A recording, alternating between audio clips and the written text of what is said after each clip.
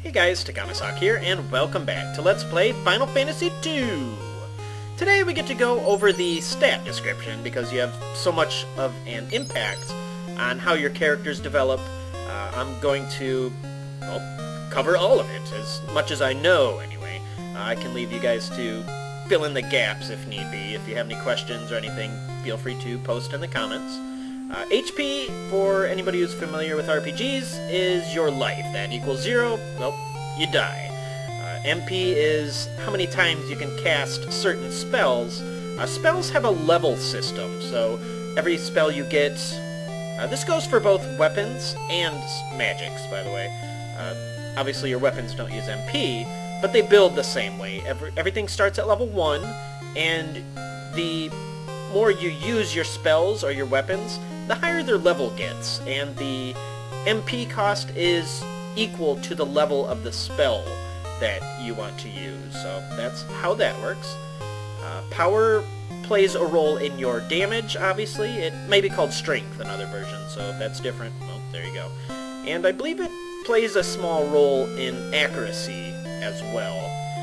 Agility determines your base evasion percentage, so I believe if I was equipped with absolutely nothing, I believe that should be 10, but equipment that we have will boost the evasion percentage. Most notably shields will do that for us, which is one of the key stats in the game, is to get your evade up as high as possible, but we'll go through that more as I get through the description here. Your vitality determines your HP growth, and when we get in battles, any of these stats have a likelihood of growing after you win the battle. So I'll go over it more a little bit later in the video and you can see for yourself, but vitality can increase. So if, say, Furion got a vitality increase, he would gain his max HP equal to his vitality. So in this case, if he got a HP boost, he would go up to 40 HP because his vitality is 10. So that's how that works. And intelligence determines your black magic damage, so the fire, ice, lit spell that we saw earlier, or bolt spell. And I believe it also plays a role in how likely you are to hit with those magics. Soul is the white magic equivalent for int. So int doesn't really do anything for those who are white magi. Your defense, pretty self-explanatory there. It determines how much damage you take overall. So I'm pretty much absorbing nothing because, well, everybody's naked. The attack there, obviously how much damage you're going to be doing. Hit percentage is kind of silly, but that is a 1, how many times you are likely to hit, followed by a percentage by how likely you are to hit with each of those attacks. And the hit percentage number there will grow. I believe it stays equal with your weapon level. So you can see the swords down there in the top right of the weapon skill is only at level 1. So it'll go up as the weapon level builds. Evade percentage. Evade is, like I said, way more important. It's definitely way more important than defense, which we will... well, you'll see later. I'm pretty much going to be focusing on evade over upgrading my defense there and all my armors just for the protection.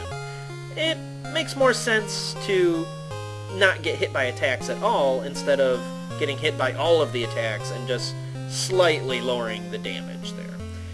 Your magic power is MP's version of vitality. So if Furion were to get an MP boost, he would go up by 5 because he has 5 magic power. So pretty much the MP equivalent to vitality. Magic defense is really the only one that kind of confuses me. I know it says 1 and then 22. I'm not sure if that goes by level because magic doesn't have hits like physical attacks do. So I think that's the way it works. Maybe you'll take 1 level less damage, but we don't really have a whole lot of control over that stat. It will go up by a hidden counter when we are damaged by magic attacks. So that's pretty much all of that. You can see all of the stuff in the bottom there, your shield and whatever weapon you are equipped with, if you're equipped with a shield also, will go up together. So just as long as you have a shield equipped, you're good there. So let's go hop into a battle. I might as well give some sense to what I'm talking about here. I see you, ninja. Right, just like the first game, just come out and wander around. Don't go too far south down there to that peninsula. You will be absolutely horribly murdered. Alright, and when we hit select, I believe I did that earlier when we were in town, it brings up the row menu. You can put somebody in the back row if you want, but if they're in the back row, they don't get hit by normal attacks, and, well, I want them to, so they can get an possible HP boost.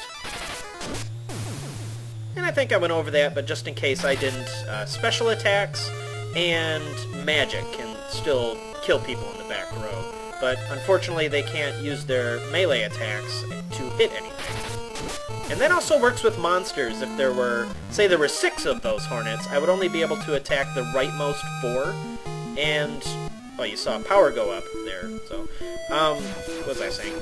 A. But yeah, you'd only be able to attack the 4 rightmost monsters, and after you get rid of the first row, then you'd be able to attack all 4 of them there. Now, stats grow depending on what you do. If you want your strength to increase, you would use... Oh, go back here. If you want your strength or power to increase, just use a lot of physical attacks, which is... I'm going to put Guy that way, because he starts off with the most strength there. It went up, you saw, last battle, by 1 point at a time there. And the only thing with that, there are a few interconnected stats, and strength is one of them. If you use a lot of white magic in battle, you have a chance to go down a strength, but it's not anything really too much to worry about, because usually your strength will grow way faster than the white magic will burn it. And having somebody solely using white magic in this game is pretty much no good. I've not had any success with anybody just hardcore white mage. Black mage, a little bit of a different story. If you want to grow your max HP and MP, that grows by taking damage in battle. So right now Maria has a chance to, oh dear, to raise her max HP here. And you saw the poison there, that just goes away after the battle, so I'm not terribly worried about that. Oh, he fled. Ineffective! Yeah, just like the first game, we have to try not to attack dead monsters, because it'll say that ineffective stat there. Oh, there we go. She also got a vitality increase. And vitality works a lot the same way, but you have to lose significantly more. I believe it's when they get down to critical that they have a pretty decent chance to raise their vitality. So now she's 6, so she'll get 6 more, or 6 HP for every HP boost that she gets. And agility is, it grows by enemies missing. And like I said, if you're getting attacked a lot and you have high evade, it's going to grow your agility more, which in turn will give you more evade. And unfortunately I'm only getting hornets here, but... Oh, let's see, what else is next on that list there? Oh, by the way, vitality is linked in with black magic, so if you use a lot of black magic in a battle, there's a chance that your vitality might go down a little bit, so keep that in mind. Your intelligence will, as you might expect, it will increase by casting a lot of black magics. So, well, yeah, pretty easy to understand there. And soul works much the same way, except for white magics there. So if you were to use the cure spell, I'll go over which spells are which. I'm not going to get a whole lot of different spells, but when we reach new spells, I'll let you know which ones are white and which ones are dark. It's not always straightforward. M power, or magic power, much like Vitality. If you lose a lot of MP in a battle, that has a chance to grow. I got rid of the leg eaters. Nothing too challenging out here, as long as you stay relatively near the town. Alright. And we also have the Evade.